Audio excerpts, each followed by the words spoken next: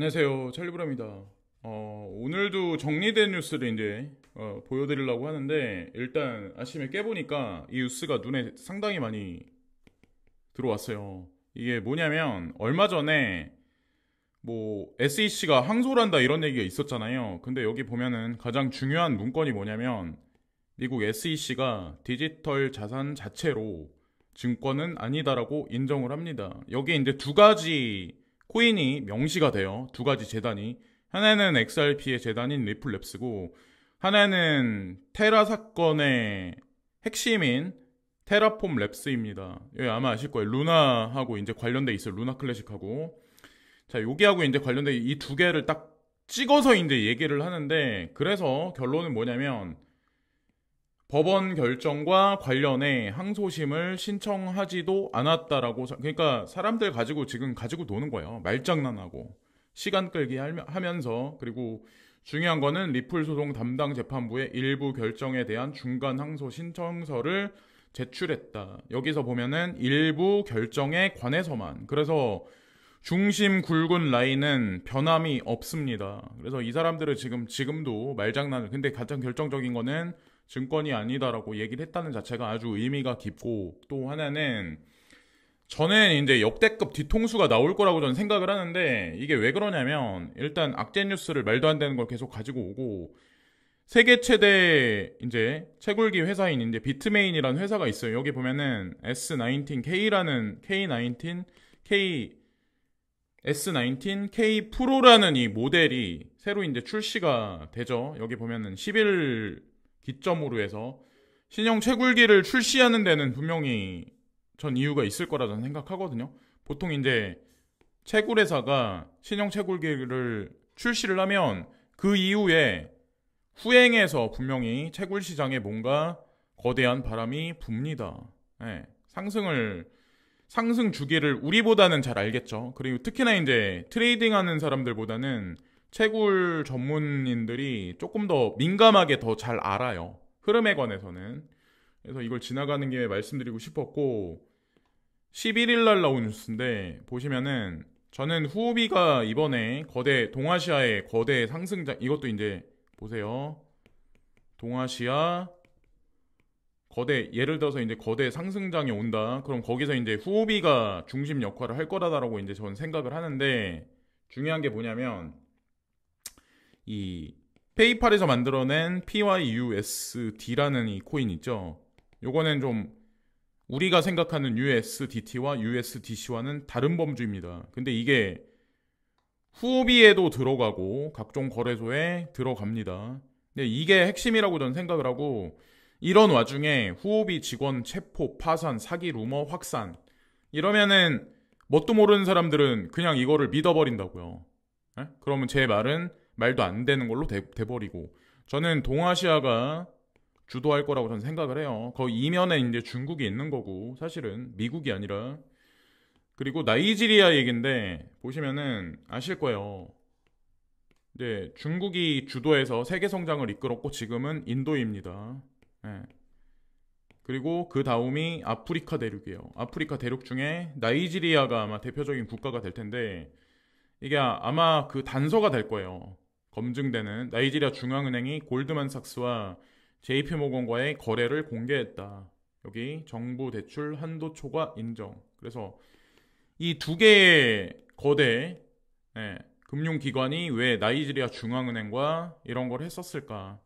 그러니까 사실 여기다도 이제 자본 투입을 미리 하는 거죠. 그러니까 개인이 바라보는 어떤 그런 거와 자본가와 사업가가 바라보는 거랑 되게 많이 다르거든요. 그래서 사업하는 사람들은 2010년도 초반에 인도로 많이 넘어갔고 지금도 가고 있는 사람들이 있는데, 제가 봤을 땐 거의 뭐 지금 끝물이라고. 어떻게 보면은 지금 들어가는 거는 메이저나 그런 데가 들어가는 거고, 이제 개인적으로 작게 사업하시는 분들은 지금 들어가면 이미 자본시장이 잠식됐기 때문에 틈이 없을 가능성이 높아요. 어쨌건 인도는 향후에 아마 거대한 성장이 있을 겁니다. 그 이후에 그 트렌드가 아프리카 대륙으로 넘어갈 가능성이 높고, 이거는 이제 G7이 아니라 오페크 플러스와 브릭스 국가의 확장의 일원이라고 이제 보시면 어떨까라는 생각을 해요. 예.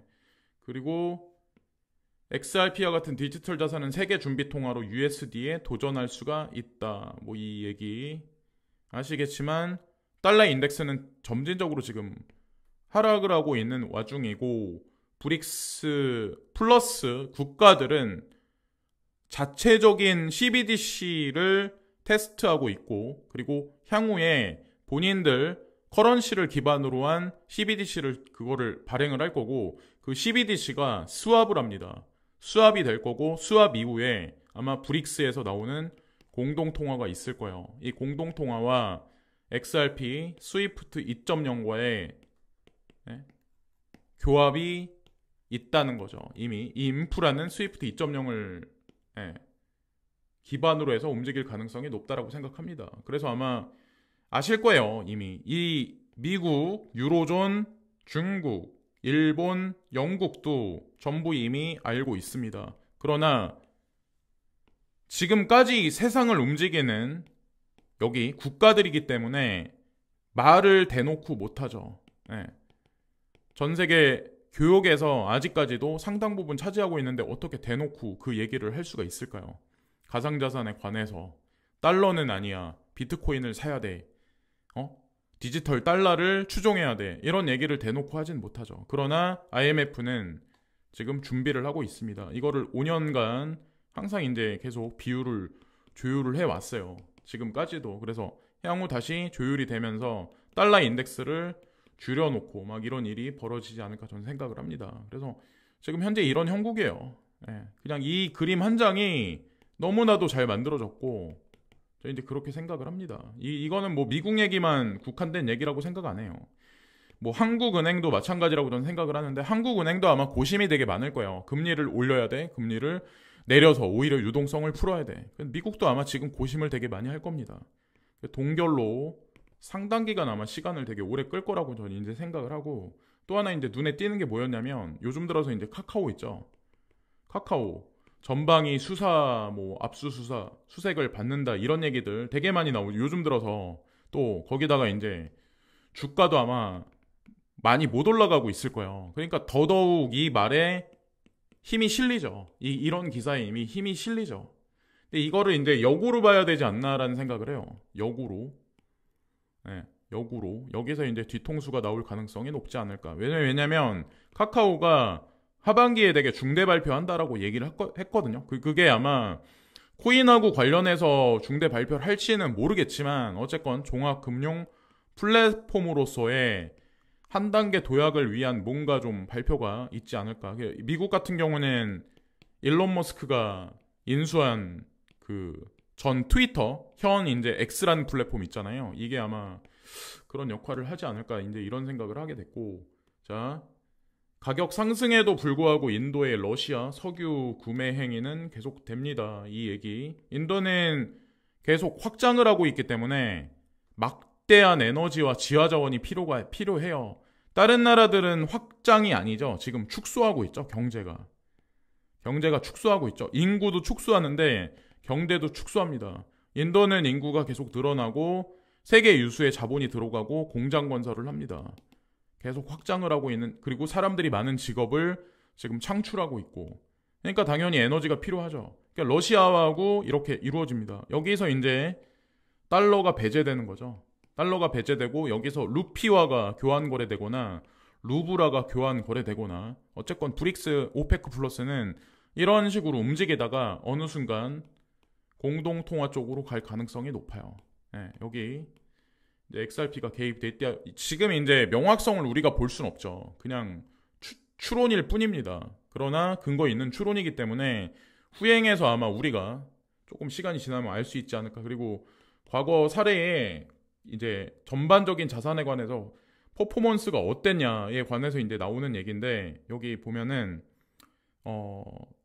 2020년 여기 이때부터 해가지고 마이크로 스트래티지가 이제 비트코인을 사모았었던데 그때 이제 다른 자산들하고 이제 견주어 봤을 때 뭐 은이나 금 지금 현재 대비해서 마이너스 5% 그리고 7번은 마이너스 19% 인플레이션이 계속 올라가면은 이런 자산들이 인플레이션 대비해서 해칭이 돼서 같이 올라가 줘야 되는데 그런 게 없었죠. 근데 여기 보면은 비트코인은 퍼포먼스가 145%가 있었어요. 예, 이 얘기가 과연 뭘 뜻하는지 이걸 우리는 인지를 해야 된다는 거죠. 자, 여기 보시면은 그래서 어쨌건 금은 실물보다는 이거는 통제가 가능하죠. 탈중앙화가 아니라 예? 이거는 이거야말로 금은이야말로 탈중앙화고 이게 비트코인은 트래블률에 의거해서 우리가 오픈돼야 되기 때문에 이거야말로 진짜 중앙 집권화 자산이 아닐까 생각을 해요. 그러니까 가격을 올려주죠. 가격을 올려주고 중앙 집권화에 통제하에 있으니까 여기다 이제 세금을 매길 수가 있겠죠. 이러지 않을까 생각해요. 금은은 가격이 올라가면 올라갈수록 숨길 수가 있습니다. 사람들이.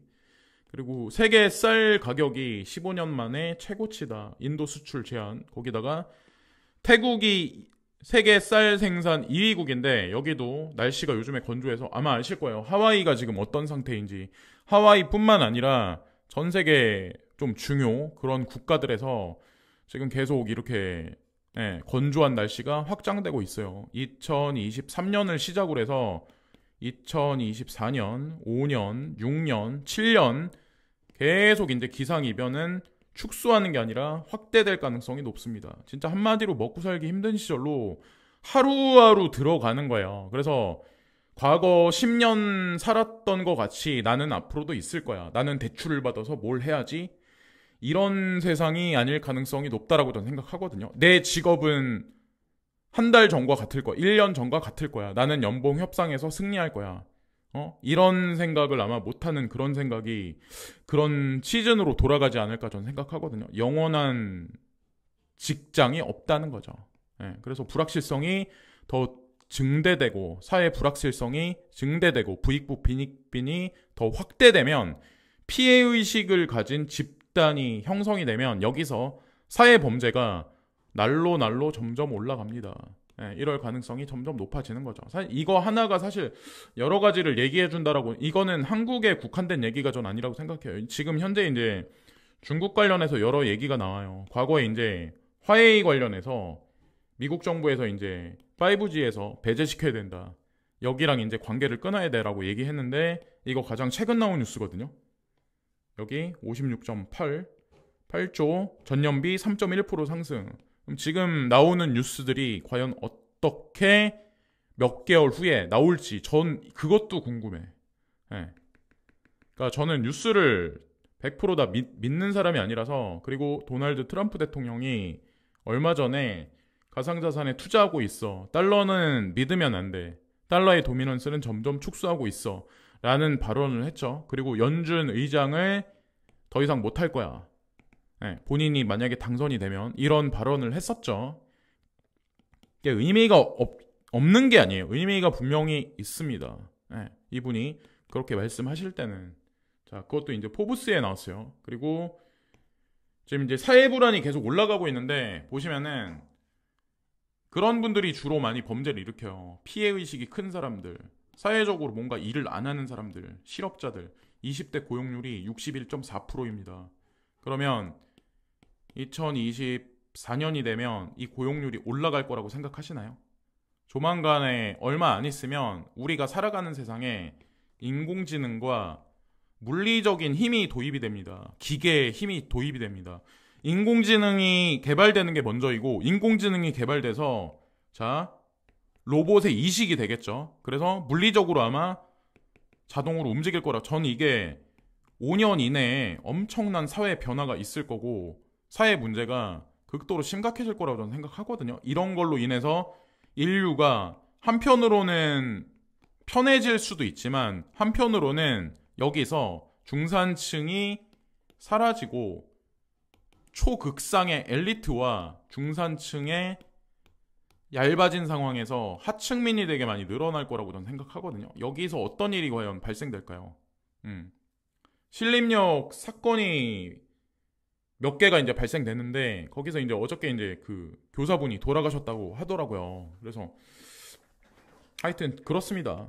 몸을 사려야 되는 세상으로 이제 점점 가고 있는데 코인 투자가 정답이지 않을까 생각을 해요. 시간이 가면 갈수록 메타버스라는 그런 개념이 비대면이란 어떤 그런 것들이 확장될 가능성이 높을까요? 축소될 가능성이 높을까요? 바로 여기에도 그냥 정답이 있어요. 가상자산은 이 메타버스의 확장과 사실 맥락을 같이 합니다. 취업 못하면 구직도 하지 않고 그냥 쉰다. 번아웃 돼 있는 세대가 점점 늘어나고 있어요. 이게 나중에 이거를 국가 탓을 하는 사람들도 되게 많아요. 그러니까 어떤 생각을 하는 분들이 있냐면 일부분에 그것도 문제지만 중요한 거는 이런 생각하는 분이 아마 되게 많을 거예요. 며칠 날 잡아서 뉴스만 보고 있어 봐봐. 일하고 싶은 마음이 싹 다 사라지지. 삶에 대한 무기력함이 뼛속까지 전해지지. 대한민국에서 미래가 없다는 사실을 알게 되지. 누가 일하겠어? 라고 얘기하는데 객관적으로 자기를 객관화해서 자, 만약에 이 글을 쓰신 분이 어떤 분인지는 모르겠어요. 근데 대한민국을 떠나서 미국에 갔어요. 그러면은 이분이 대접을 받을까요? 예를 들어서 이분이 일본에 갔어요. 그러면 한국이 아니기 때문에 대접을 받을까요? 자, 여러분들은 어떤 생각을 하시나요? 그러니까 헬조선이라고 생각하는 거는 그건 옛날이지 한국이 살기 나쁜 국가는 아니에요.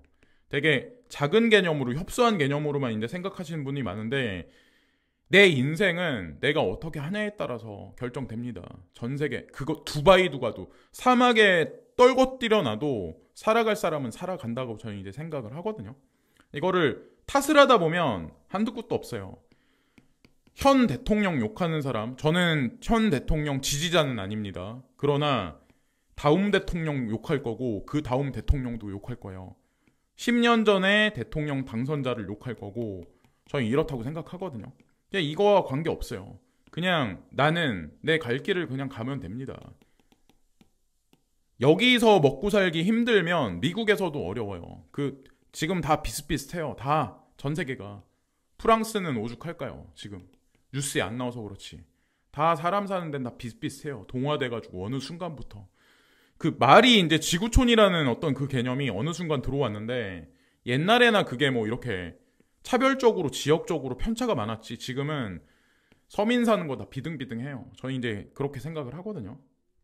자, 연체 한 번 없는데 반토막, 카드 한도 하향에 시끌. 이 얘기. 연체 한 번 한 적이 없는데 한도를 내렸다. 왜 이럴까요? 카드사는 부실 채권이 늘어날 거라는 걸 알기 때문에 미리 사전에 이런 작업을 하는 겁니다. 이 얘기는 경기가 향후에 어느 시점부터 수축할 거라는 거를 카드사가 지금 예측을 하고 있는 거예요. 그래서 대출 받아서 뭘 한다는 자체가 상당히 위험할 가능성이 상당히 높아요. 이거는 단순 몇 개월을 보고 저는 이제 말씀드리는 게 아니에요. 네. 이거는 좀 미시가 아니라 거시적인 측면에서 왜 카드사가 이렇게 움직이는지에 관해서 우리가 어느 정도는 인지를 해야 되지 않을까 생각을 합니다. 어쨌건 여러 면에서 오늘도 이제 코인 투자의 당위성에 관해서 말씀드렸고 초반에는 XRP, SEC가 공식적으로 뭐 증권이 아니다라고 얘기를 했는데 참 재미난 것 같아요. 코인 투자하면서 이제 예전에 있었던 그런 2017년 그때 있었던 뭐 상승장이 있기 전에 이제 그런 느낌이 오는데 어쨌건 그렇습니다. 모두가 다 투자하지만 모두가 다 여기서 성공할 수는 없어요.